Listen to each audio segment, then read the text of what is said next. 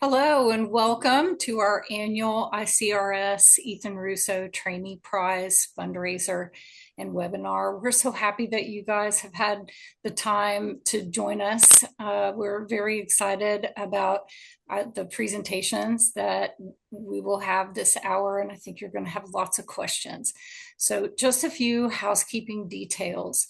Please put your questions in the Q&A box, which should be at the bottom of your screen.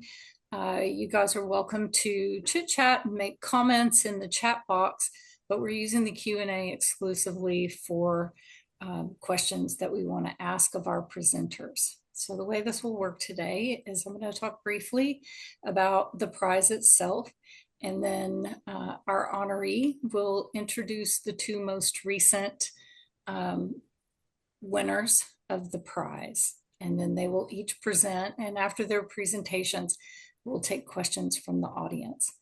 So we are here today to raise money for the ICRS Ethan Russo Trainee Prize, which is really to motivate and to honor young scientists that are asking the big, bold questions that ultimately will translate into medical practice. And as most of you probably already know, funding for research is limited and hard to come by. And so we have this community funded scholarship that was created 5 years ago in Ethan's honor to recognize the incredible contribution that he has made to the area of cannabis science and cannabis medicine. And without pioneers like Ethan and other wonderful colleagues such as Beth and Radka, we aren't able to move this field of medicine forward. And so that's why we're asking for your contribution, whether you have $5, 50, 500, 5,000 or more to contribute. Every dollar helps. And over time, it is our goal to significantly increase the amount of prize money that we can give to a deserving trainee. But we can't do it on our own. We need your help. And so many ways you can help. If a donation is not in the cards for you today, you can also share the trainee prize information across your social media networks and to talk about how important it is that we all support the research, because that's the only way that we get to move this field of medicine forward. So with that, I'd like to turn it over to my colleague and my dear friend and my business partner, Dr. Ethan Russo, who is our honoree today, to say a few words and introduce our phenomenal speakers. Ethan? Thanks so much, Nisha. Hello, everyone. I'm going to keep this very brief because we're all really interested in what these young scientists have to say. So we'll hear first today from Beth Wiese, who will talk to us about use of cannabidiol to help prevent respiratory depression associated with opioid overdoses. Beth is a PhD and had postdoctoral training, and I was really struck by her presentation. She was the awardee in 2024.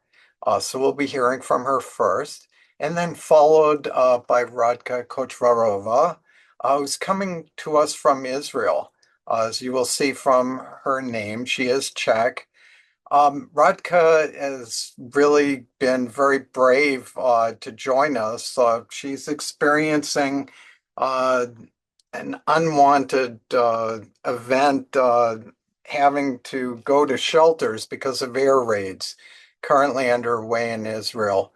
So we'll be using a recording, but hopefully Radka will be able to stay with us and do the live Q&A. So with that, Beth, could you go ahead and please start your presentation? All right, Beth, take it away. All right, thank you so much. Yes, one more, there we go. Hello, everyone. My name is Dr. Beth Wiese. I'm going to talk to you today about the emerging role of CBD in overdose prevention. And we'll share the slides afterwards, so you'll have my bio. And I always like to take a moment to make a land and labor acknowledgement and recognize our location on the ancestral land of, I'm in Los Angeles, the Tongova, Tativam, Serrano, Quiche, and Chumash peoples, acknowledging their ongoing stewardship and the harms of settler colonization. This acknowledgement honors the elders and the descendants of these tribes, recognizing their ongoing stewardship of the land and waters, acknowledges the harms caused by settler colonization, including land seizure, disease, subjugation, and other injustices. This acknowledgement is a commitment to truth, healing, and reconciliation with the First Peoples. And we acknowledge that our nation has benefited from the free and slave labor of Black people and people of color. We recognize the forced labor and debt owed to Indigenous peoples, Chinese immigrants, and Japanese Americans for their contributions and the exploitation that they faced. We acknowledge and remember those who did not survive the Middle Passage, those who were beaten and lynched, and those who are still suffering while fighting for their freedom. We honor the legacy, knowledge, skills, and human spirit that persevere despite violence and white supremacy. And this work would not be possible without the prior contributions of immigrants. And with that, the continued problem. In the US, at least, and around the world, we have experienced an overdose epidemic that has been on the rise for multiple decades now. And in 2023, it got severe enough to have over 200 people a day who died of an opioid overdose in the United States. And while these numbers have started to decline slightly, we are not out of the woods yet. This is still a major problem, and it is a preventable death. And so we know that an opioid overdose does not have to be fatal because we have a medication that is able to restore breathing. And so when someone stops breathing from an opioid overdose, what happens is the opioids inhibit their reflexive breathing. And then we have a medication called naloxone that can be given to restore breathing. That naloxone is an opioid antagonist. And the way that it works is when there's an opioid on the opioid receptor and naloxone comes in, it comes in and kicks that opioid right off the receptor and allows breathing to start again. But the problem with naloxone is it doesn't just block or it doesn't just restore breathing. It also blocks pain relief. It induces withdrawal in people who are opioid dependent. And it can only be used after breathing stops because it cancels out all the other effects of naloxone. And so naloxone is really vital to be able to have in the hands of people who use drugs. And just to speak to how powerful it can be, in Los Angeles, I work with a harm reduction organization that is based in Skid Row. And we have what's called the Tree of Life program that meets the community where they are. And so we go up and down the streets, and peers will go up and down the streets, and they staple naloxone to the trees and the telephone poles. So that way that's always available. And people know that when something happens, that if there's no one around, they can look for naloxone to be present on the trees and the light poles. And so in 2025 alone, the Sidewalk Project distributed almost 40,000 naloxone doses that resulted in over 668 successful reversals. And this speaks to how powerful it is to have life-saving medications in the hands of the people who need it the most, people who are using drugs. Naloxone is also one of the easiest drugs to train people on how to use, especially the ones that are shown here. These are all nasal. And so we can teach people who use drugs how to recognize an overdose and then how to use the nasal naloxone to restore breathing and save someone's life. And in addition to the naloxone itself, we have an overdose response team. And so what that means is that in Skid Row, when someone does experience an overdose and peers begin the revival process, the reversal process, someone else can also come and get us from our center as we are located in Skid Row. And once we're mobilized, we take the cart that you can see in the middle, and along with other overdose reversal items, and we run to the scene. And so not only do we administer naloxone, we utilize this belt sensor that is in the upper right-hand corner, and it's a stretch sensor that lets us know immediately when someone starts breathing again. It Bluetooths to our computer, which you can see attached to the cart in the middle that we take with us into the streets. And the video down to the lower right is a kind of up close picture of what it looks like when somebody is wearing the belt and they're breathing. And so this lets us know immediately when we can stop giving naloxone because breathing has begun again, and we can move to just oxygen administration. But what if there was something that we could do to prevent overdose before it occurred? So during my time at UCLA and my postdoc, I was doing preclinical research and I was looking at fentanyl administration to awake behaving mice. And so I would place these mice into a whole body plasmography chamber to measure pressure changes as they breathed. And I would pre-treat the animal with either saline or vehicle in this situation. And then I administered 50 mg per kg of fentanyl, which decreased the breathing in mice by approximately 50%. Next, I pre-treated with naloxone, and then I administered the 50 mg per kg of fentanyl to the mice. And it was the naloxone was able to prevent the respiratory depression from the fentanyl, which is to be expected. What was exciting was when I pre-treated with CBD, a high dose of CBD equal to that of Epidiolex.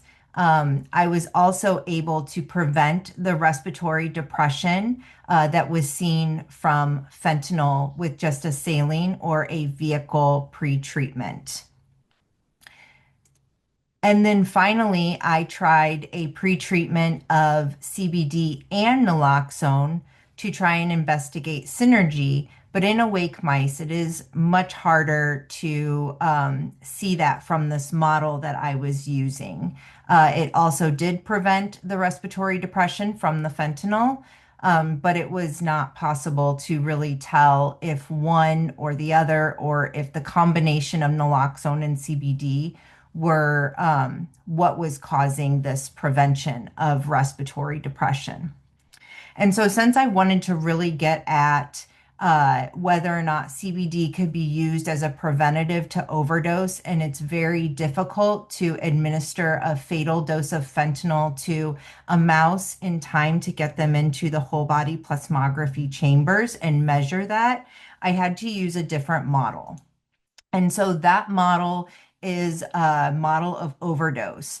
And so in this model, what I did is I anesthetized the mice with urethane anesthesia, which is often used in sleep studies because it mimics awake breathing behavior while the mice are anesthetized. And so with that maintained breathing behavior, I could then start a fentanyl intracranial ventricular infusion. So a continuous infusion of fentanyl into the brain at 100 or into the ventricle at 100 nanograms per minute.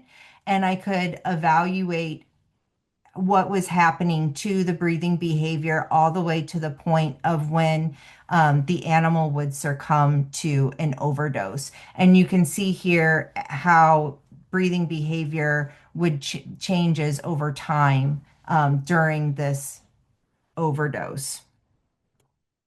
And so again, I did pre-treatments.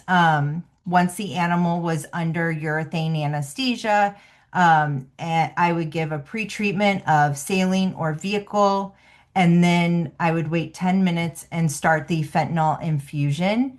And with the anesthetized model in this model of overdose, the animals pre-treated with saline or vehicle succumbed to a fatal apnea within 9 minutes.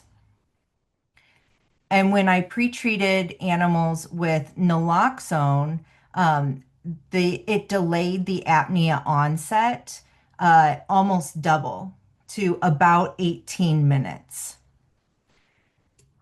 And then when I pre-treated with CBD, it was again equally as effective as the naloxone alone to delay the apnea onset. And when I gave the two medications together, CBD and naloxone, as the pretreatment, I saw a further delay in apnea onset and a prolonged survival time. And so, where the individual compounds, naloxone or CBD, were able to prolong the apnea onset to approximately 18 minutes. When I gave them together, it prolonged the onset of the apnea to over 30 minutes, which suggests that there's a potential there for increasing the safety profile of opioid therapies by utilizing CBD as a preventative. But this was in mice, right? And so we can't just move straight into the field with it. And so, will it translate, and how would we test this given the sensitive population that we're working with? People who are dependent on opioids, generally illicit opioids. And how would we investigate whether or not CBD could be effective? Well, during the fires in Los Angeles last January, we had to open our shelter in Skid Row as a 24-hour shelter for people escaping the fire and being evacuated. And during that time, the community really stepped up and came together with donations and support and looked out for each other. And one of those big donations that we ended up receiving came from a local dispensary that provided us metered CBD vapes. And so while this is not a clinical trial, but we've got these belts that are able to measure respirations through a stretch sensor, and we had this bulk supply of CBD vapes. And so when we were talking about this, we decided we really needed to partner with an institution or an academic institution to help promote this research. And so you're looking right here at my desk at the Sidewalk Project in Skid Row, where I started a research institute called Thrive, or Transformative Harm Reduction Research Institute of the Voices. And this is the institute that we are using to continue this research and investigate how we can move these results forward into and translate them into real world interventions.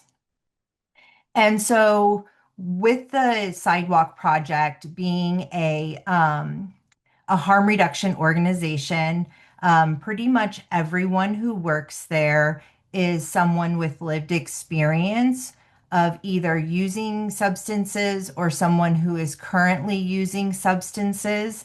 And we have several staff members who do currently use opioids for pain management. And so specifically what we did is working with one of our staff members who takes hydrocodone to manage pain. They would come in and we would collect a breathing baseline for 10 minutes. and then they would take their pain medication when they would always take their pain medication. So this observational timeline did not interfere with how they normally take their pain medication or dose themselves. And so after they would take their hydrocodone, we would wait 30 to 60 minutes and collect another reading, another breathing recording, a breathing behavior recording. And the reason that there is such um, a difference, open area, a long time for this recording, 30 to 60 minutes, is because this is a staff member who is also still carrying out their work duties at the same time. And so we didn't want to interfere with anything. It was when, they were able to come back for another recording. And then after that recording, they would have one of the CBD vapes that they could puff as many times as they wanted. There was no limit or restriction, just to let us know how many puffs that they had taken. And it was between 2 and 5 each time that they would use the vape. And so that's 20 to 50 milligrams of CBD. And then after that, we would collect another 10-minute recording. And so, oops. And so these are the preliminary observational findings. So we would record baseline, and then after taking hydrocodone, you can see that the breathing rate would depress to about 80% of the baseline rate. And then after vaping the CBD, the breathing behavior would return back to baseline, and sometimes even higher. And that was on 20 to 50 milligrams of vaped CBD that restored hydrocodone-induced respiratory depression in an observational timeline in humans. And so with this information, the future directions of Thrive that we are looking for, or looking to continue with, is to partner with new organizations to create collaborations where we can investigate this, whether it's potentially in Canada alongside legalized safe consumption sites where people can be observed while utilizing CBD and their substances. We are working on grant writing and financial support to support these translational studies that could have real world impact. We're hosting community involvement and feedback sessions, or community advisory boards, where we have participants from the Sidewalk Project who are able to come in and provide us with the questions that are of their interest for the Research Institute to be investigating. And then we are working on program expansion and ways that we can build out the BELT program and the for overdose response, and for future experiments and findings. And with that, I want to say thank you and acknowledge some really wonderful people who have been able to assist in making this work come to life. And that includes the funding from the Robert Wood Johnson Foundation, my colleagues at the Sidewalk Project, the Los Angeles Fire Department and EMS, the AIDS Coordinator's Office in LA, who funded the initial pilot project, Mockingbird Analytics, the Department of Public Health and Substance Abuse Prevention and Control, or SAPC, in Los Angeles, and overdose response teams in Skid Row, as well as Dr. Russo and Nishi for having me here today to present. Thank you very much. Thank you, Beth. That was lovely. All right, so now we will go to Radka's presentation. Hello, everyone. I'm delighted to be part of this wonderful event. My name is Radka Kocvarova. Well, I'm originally from the Czech Republic.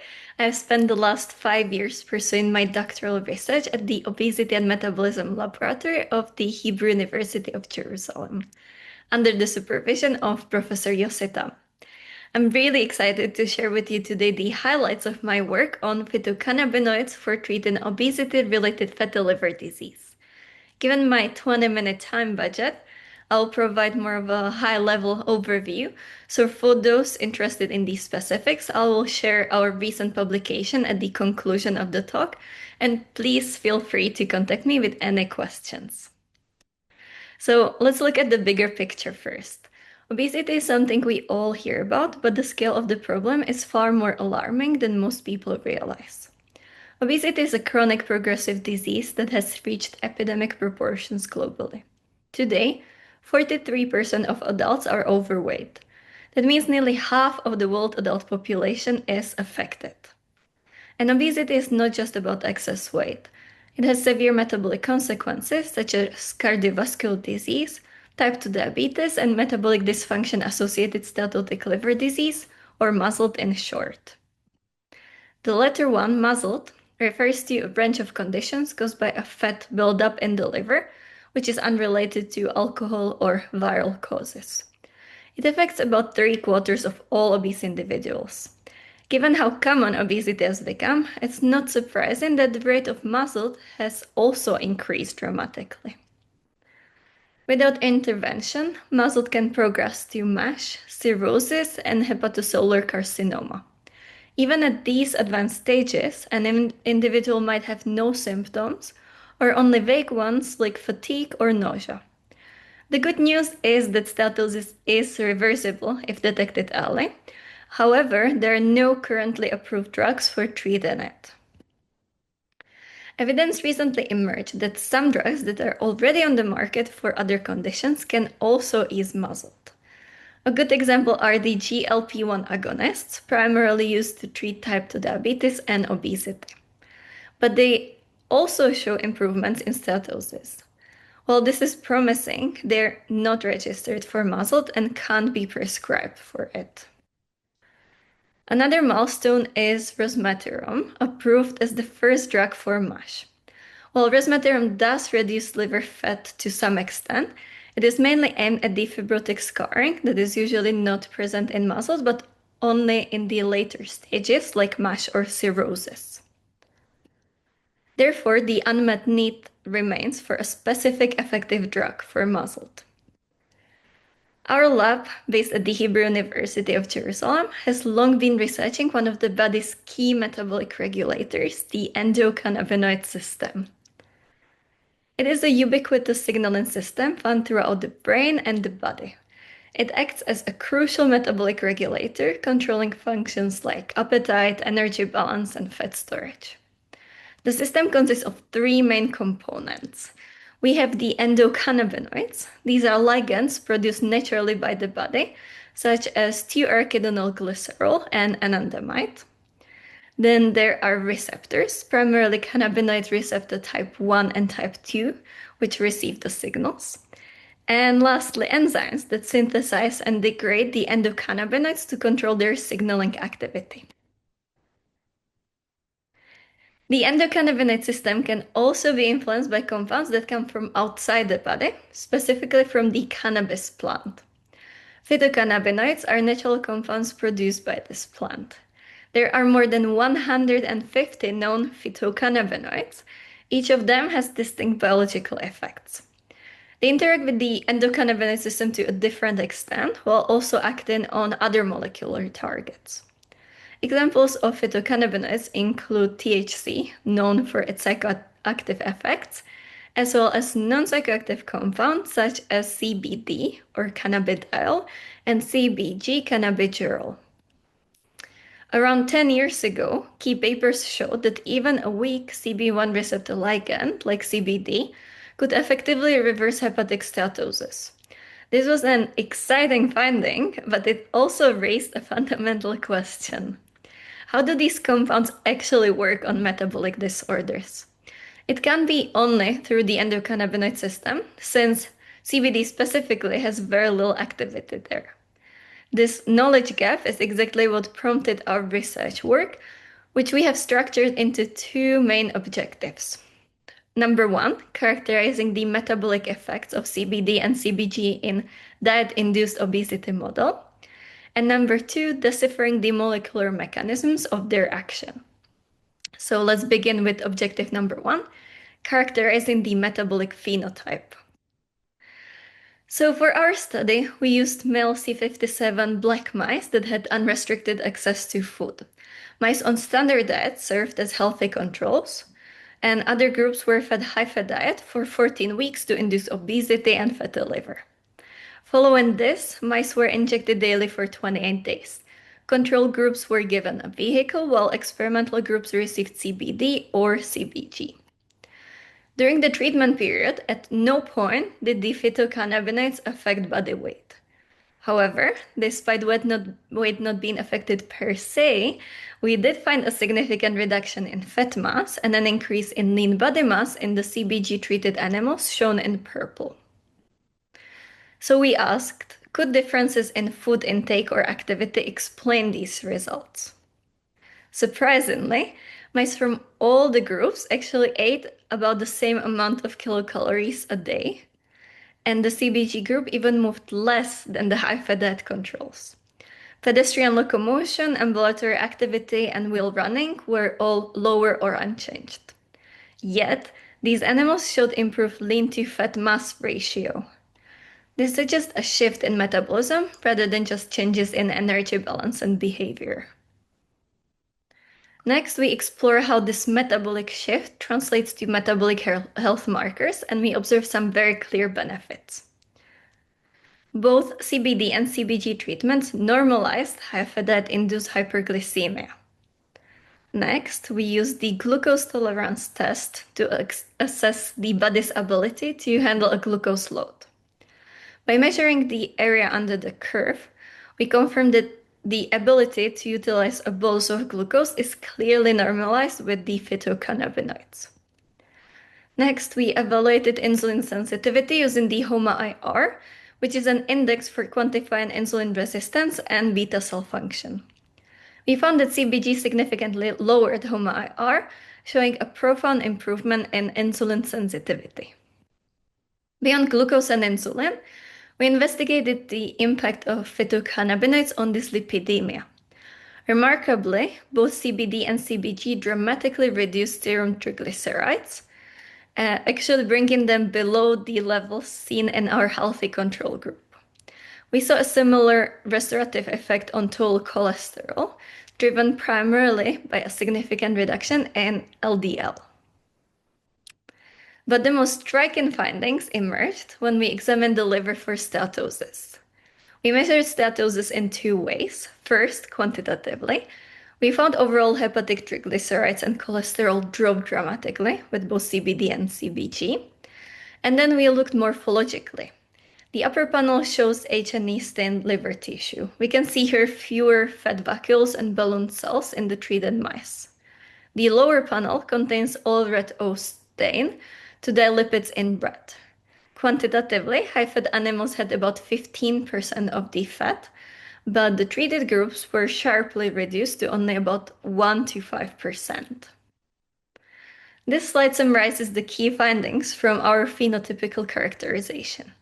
It confirms that CBD and CBG can, in diet-induced obese mice, successfully reverse hepatic steatosis, improve the lean-to-fat mass ratio, normalize glucose homeostasis, improve insulin sensitivity and beta cell function, and also resolve key dyslipidemia markers. All these metabolic improvements were independent of changes in food intake or activity. Now, objective 2 is dedicated to achieving an understanding of how these compounds function at the molecular level. So, building on the endocannabinoid system importance we established together earlier, we went into objective 2 asking, do CBD and CBG modulate the endocannabinoid system signaling at all? First, we measured the levels of endocannabinoids and endocannabinoid-like molecules. These are fatty acid derivatives, similar in structure to endocannabinoids, that help regulate the endocannabinoid system activity. Both these groups remained largely unchanged after the treatment. There was an increase in anandamide only with CBG. Similarly, gene expression of the endocannabinoid system-related genes was unchanged.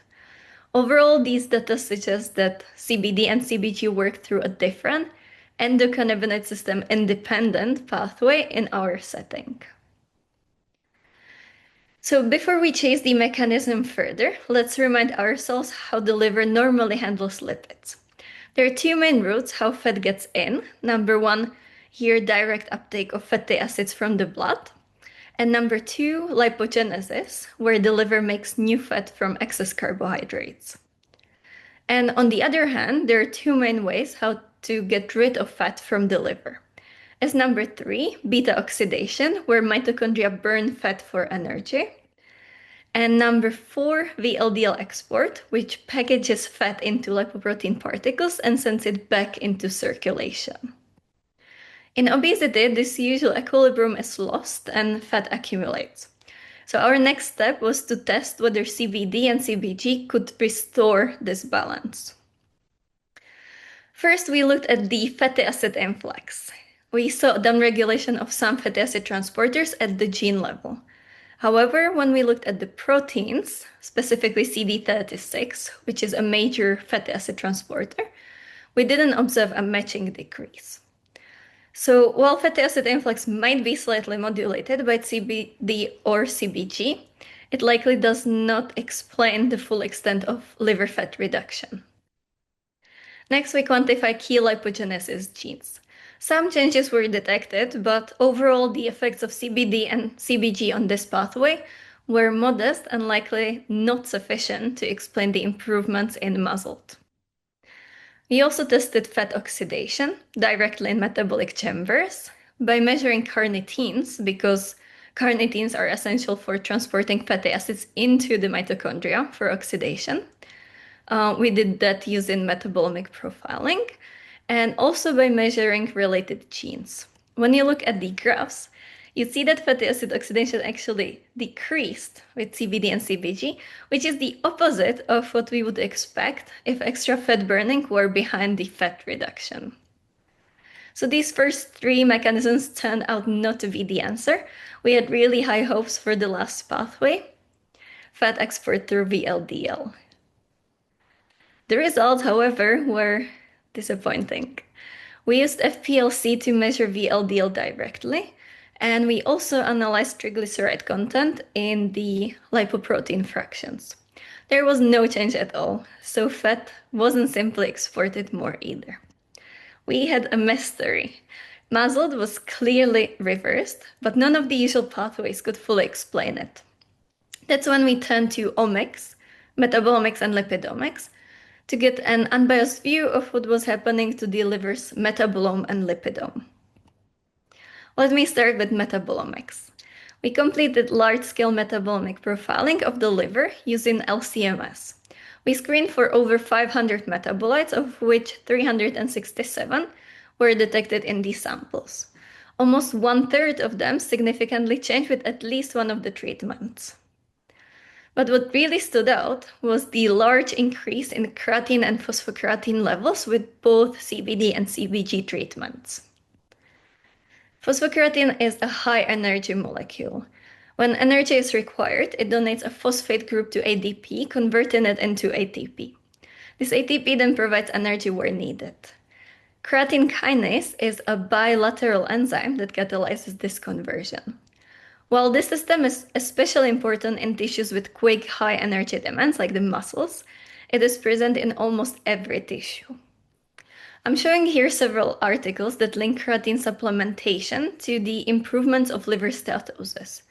However, to the best of my knowledge, there is no information in the literature about phytocannabinoids reversing steatosis through the creatine phosphocreatine system. So next we investigated the system key enzyme, creatine kinase. In the liver, we found a significant upregulation of the creatine kinase variant 1 gene. in the CBG group, with a positive trend in the CBD group also. Variant 2 was undetectable here, which aligns with its known tissue-specific profile. We also checked the kidneys, as creatine metabolism is shared between these two organs. In the kidney, however, both variants were either lower or unchanged. Additionally, we measured creatine kinase activity using a UV-based assay. In the liver, we found a significant increase in activity with the treatments, which directly correlates with our gene expression results. Conversely, in the serum and muscle, which are the primary sites for the creatine energy system, we observed lower activity compared to both control groups. This points to a liver-specific effect. So let me summarize this part. CBD and CBG-induced increasing creatine phosphocreatine system gives energy support to the liver, while fatty acid oxidation and other usual energy-yielding pathways remain unchanged or even lower. This suggests a potential mechanism for CBD and CBG in reducing hepatic steatosis. So after I showed you the metabolomics result, let me follow with lipidomics that helped us understand how CBD and CBG impacted the liver lipidome. We ran a lipidomic analysis of the liver that identified more than 2,000 lipids across multiple lipid classes. This heat map revealed distinct clustering of treated versus untreated groups. We saw three patterns. In response to the treatment, the lipids in the top cluster shifted toward the healthy, lean standard diet profile, while those in the middle remained similar to high-fat diet group. However, the lipids in the bottom cluster increased, diverging from both standard diet and high-fat diet profiles. Next, we grouped the lipids by class. These pie charts show classes of lipids that were significantly decreased. We see mainly triglycerides and ceramides. Since triglyceride accumulation is a hallmark of steatosis and ceramides are linked to insulin resistance, the reduction is a positive metabolic adaptation. Other lipids were increased in response to the treatment. Among these, we see LBPAs and several phospholipids. LBPAs are crucial for the endosome-lysosome system, and I will speak about it more in detail in the next slide. And phospholipids are key for maintaining healthy cell membranes, among other functions. So now let's focus on the LBPAs. These lipids support structure and function of late endosomes and lysosomes. Lysosomes digest many cellular components, including protein, sugars, and also lipids. In muscle and obesity, lysosomal function is commonly impaired and LBPA levels drop. But with CBD and CBG treatment, LBPA levels highly increased, suggesting improved lysosomal function, which could help the liver work better and clear excess fat. Inside lysosomes, we find catepsins, enzymes that break down cellular material. As shown in the top graph, total catepsin activity is a composite of three key subtypes, B, S, and L. In our high-fat diet mice, this activity was significantly suppressed, a clear indication of lysosomal dysfunction. But after CBD and CBG treatment, the activity was restored, in some cases even above the baseline. So not only we do see more of these structural lipids that support lysosomes like LBPAs, but also signs that the internal enzymatic machinery is back in action. And it's not just the activity. Looking at gene expression, we found that catepsins B and S were significantly upregulated in response to both phytocannabinoids, with catepsin L also showing a strong upward trend. This says that the late endosome lysosome system is transcriptionally activated. So to summarize this objective, CBD and CBG restored lysosomal function, which is commonly impaired in muscle. We saw increases in both LBPA and catepsin activity. So we are looking at a novel mechanism by which CBD and CBG may reverse fatty liver. So what is the main takeaway from this research? Ultimately, we observed a significant metabolic restoration where CBD and CBG treatment effectively reverse fatty liver in our diet-induced obesity model. We found this works through two main pathways. First, provide an energetic support by activating the creatine phosphocreatine buffering system, which helps cells maintain their energy balance under metabolic stress. And second, they restore lysosomal function, restarting the essential enzymatic machinery and the cell's natural waste disposal. We truly hope this research lays the groundwork for an effective treatment, because for people with fatty liver disease, those medical options simply do not exist yet. I'm very happy to share that the work we've discussed today was published in the British Journal of Pharmacology less than a week ago. And of course, a project like this is never a one-man show. This research was a true team effort, and I want to thank all the amazing people whose names you see here on the slide. I'd specifically like to point out my mentor, Professor Yositam, whose guidance and support were absolutely vital. And finally, I want to take a moment to thank Dr. Ethan Russo. Winning the Trainee prize last year was a huge honor, and your support for early career researchers like myself is exactly what allows this kind of science to move forward. Thank you so much, and thank you all so much for listening. Well, those are two outstanding presentations. Thank you both. So, Radka, I'm going to offer the first question to you because I know you may have to go here at any moment. So, you mentioned that your goal with this research is to get it into clinic. So, can you elaborate about that? Do you intend this to become an over-the-counter treatment or a pharmaceutical drug? What's your hope? So this part of work, thank you for the question. We will not do ourselves as we focus on the preclinical studies. We'll probably move it on to experts that do clinical studies. But the hope is to get it to the clinical practice as a prescription drug, to have at least some options other than lifestyle changes for people with fatty liver disease. Thank you. And so our next question is for both of you. And given the situation you're in, I'm going to ask you to comment first, and then Dr. Wiese will have you answer. So what were the challenges that each of you faced in conducting this research, and how did you overcome them? Radka?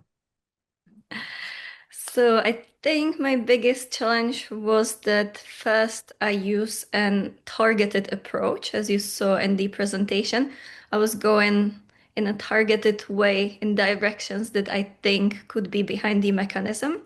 And it was 2 to 3 years of frustrating negative results that also help us understand the situation, but do not yield results as we hope.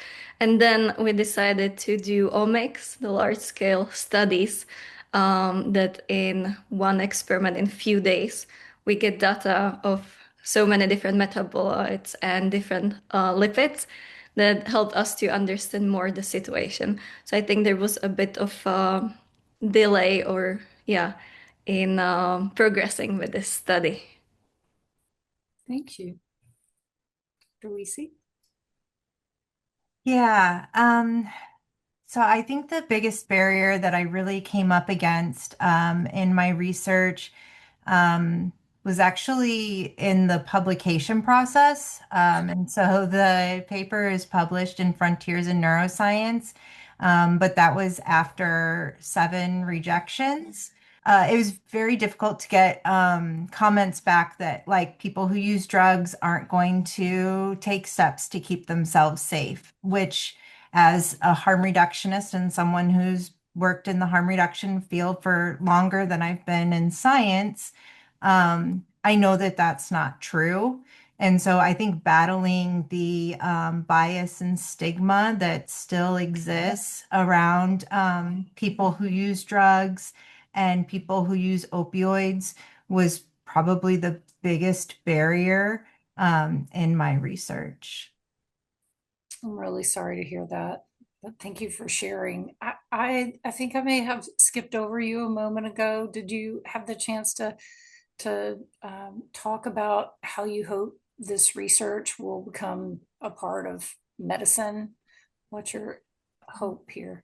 Yeah, so my hope is or what I would love to see is a way that muffin a way that we can have CBD available and accessible to people who use drugs, the people who need it. Like, I don't want to see it priced out of access. And the hope would be that we can determine the best route of administration as well as the best dosing, where folks could consume CBD alongside of their opioids at the same time to prevent overdose. And then in the event that an overdose were to still take place, like my research suggested, the hope would be that we can use the least amount of naloxone as possible, given that naloxone induces precipitated withdrawal symptoms in people who are dependent on opioids, and that can be a very traumatic experience for someone. So my hope would be that it can help make opioid use safer and increase the safety window profile of opioid therapies for more people to be able to um, enjoy the benefits of opioids with less of the negative side effects. Okay, thank you. And do you see an opportunity for this to translate into accidental overdose prevention for people who are not addicted to drugs but are taking pharmaceuticals, opiates for pain management? Absolutely. Just like I think there's been a big push, a move to every time an opioid is prescribed, naloxone is also prescribed, even though you don't intend on someone overdosing on their pain medication. It's a safety practice to have naloxone in the home for anyone who's utilizing pain management through opioid therapies. And the hope would be that the route of the formulation of CBD that's found to be most effective could also be prescribed at the same time as the opioids. And so folks at home who are, even if it's just like an acute injury that they're taking opioids for, could also take CBD alongside as hopeful preventative to an accidental overdose even taking place. That's great. All right, so we have a question here. How long would it take breathing rate to return to normal after hydrocodone without the CBD?